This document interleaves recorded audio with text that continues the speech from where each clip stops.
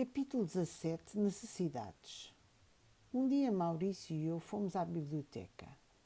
Numa das estantes, numa divisória espelhada, olhei observando-me e ajeitei os cabelos que, para minha comodidade, ficavam sempre como desejava. Maurício sorriu e começámos a falar sobre necessidades. Patrícia, explicou o meu amigo, muitos encarnados não julgam que a vida continua sem saltos. As necessidades do encarnado acompanham-no, como também os reflexos da doença. São poucos, pouquíssimos, os que ao desencarnarem entendem e se libertam imediatamente desses reflexos das necessidades. A maioria só aos poucos os vai deixando. Oscar, um conhecido a quem já havia sido apresentada e que trabalha na biblioteca, estando perto, parou com uma pesquisa e ficou escutando a preciosa lição. Com ele estava um rapaz que também acabou por participar da nossa conversa. Desculpa a intermissão. Este é o Ramiro. Apresentou-nos o rapaz. Após os cumprimentos, Oscar continuou a falar. Estou incluído na maioria a que Maurício se referiu. O senhor tem razão. Necessito progredir e agora?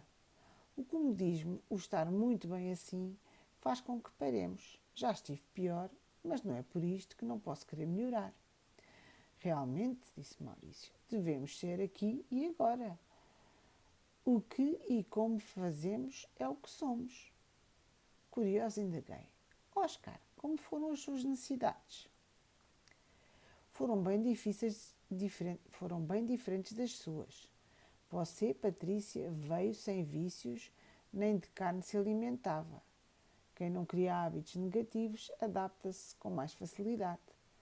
Você não deixou para depois, fez quando encarnada, mas eu, por minha vez, fiquei adiante da transformação, mesmo quando aqui cheguei.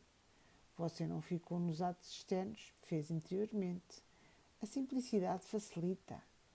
Observe que no educandário as crianças acostumam-se rápido e logo a maioria aprende a tirar da natureza o seu alimento com naturalidade. Eu, quando encarnado, nada conhecia do mundo espiritual. Tinha religião de forma externa. Desencarnei e fui para o umbral. Não era receptivo para ter um socorro. E se não sofresse, não iria dar valor ao que uma colónia espiritual oferece.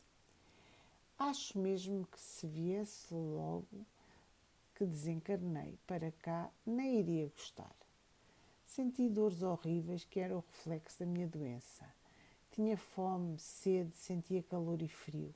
Alimentava-me de plantas que encontrava, tomava água de fontes sujas, evacuava e urinava pelos cantos, pelo chão, ansiava desesperado pelo cigarro e pelos meus aperitivos. Sofri muito. Por anos fiquei no umbral, porém, certo dia, um parente desencarnado que vagava como eu, mas que sabia ir até aos encarnados, levou-me para o meu ex-lar terreno. Esse parente vivia entre os encarnados e no umbral. Fiquei com os meus familiares e senti-me melhor. Perto deles, tragava os cigarros quando eles fumavam, bebia e comia. Como? Quis saber. Troca de energia. Se você fica perto de um fumante, sente a fumaça. Se ficar colado, fuma junto. Alimentava-me quando eles tomavam as refeições, sentava-me à mesa e inalava os fluidos dos alimentos. E ainda sugava as energias dos encarnados. Com isso melhorei, mas não estava bem. Sentia dores e frio, estava triste e insatisfeito. Notei que os estava a prejudicar e fiquei chateado. Não queria voltar para o umbral e não sabia como resolver o problema. Acabei por cansar-me e querer uma outra forma de vida.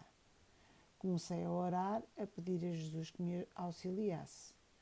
Um dia, para minha alegria, um socorrista veio em meu auxílio e fui conduzida a um posto de socorro.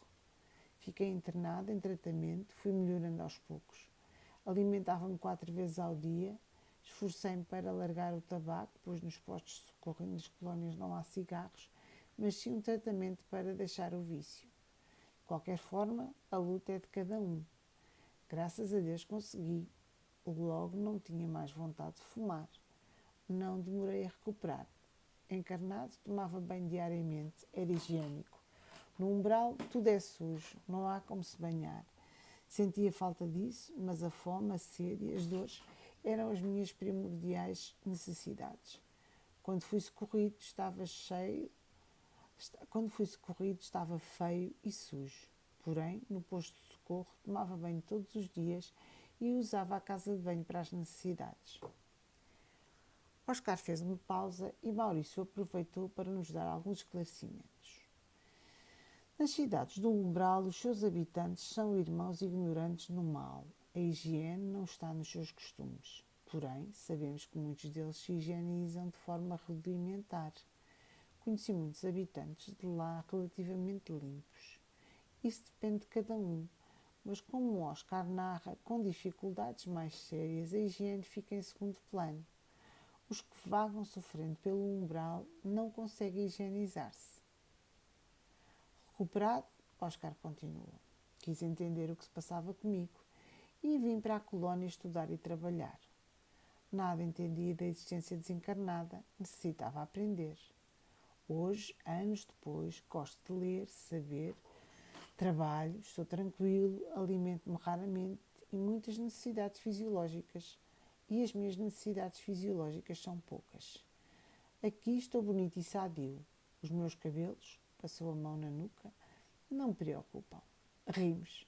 Oscar é careca, tem poucos cabelos. O que demorei para largar foram os óculos, continuou o nosso amigo. Tinha a impressão de que sem eles não o conseguia ver. Por incrível que possa parecer, estive sempre com eles, no umbral e vagando. É mesmo? Exclamei. Não é comum ver alguém de óculos por aqui. Lembro-me que a avó Amaziles usava óculos quando encarnada, mas agora vê muito bem. Maurício esclareceu-nos. Defeitos, doenças são do corpo carnal, embora a impressão deles possa ser forte no corpo perispiritual. Aqui basta compreender, aprender para sentir-se sadio.